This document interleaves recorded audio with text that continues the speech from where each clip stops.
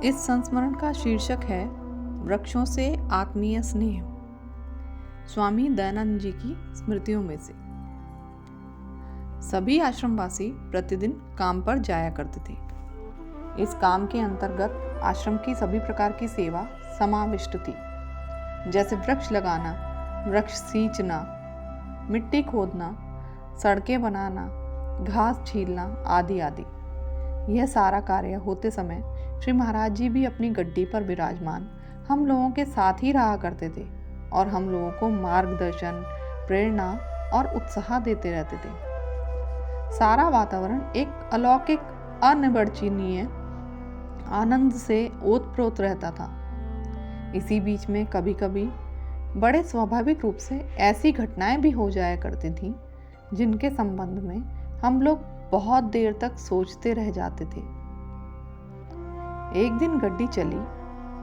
हम लोग खुरपा, फावड़ा आदि लिए हुए पीछे पीछे चल रहे थे। गड्डी जाकर रामकुटी के पास खड़ी हो गई।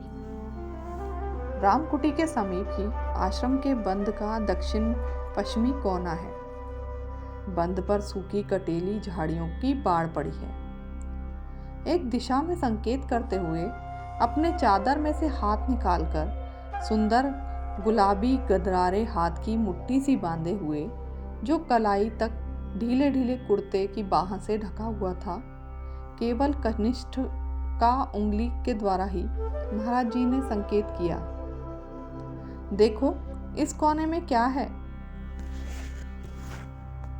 मैं और राम स्वरूप आगे बढ़े।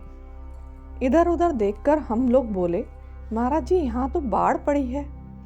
श्री महाराज जी ने पुनः कहा, हाँ देखो इस बाढ़ के नीचे क्या है। हमने बाढ़ उठाई।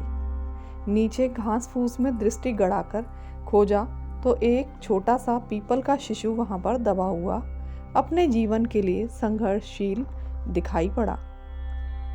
ठीक है, थावला लाओ और इसमें पानी दो, श्री महाराज जी ने निर्देश दिया। आज्ञा का पालन हुआ। पीपल पुत्र को एक नया जीवन मिला।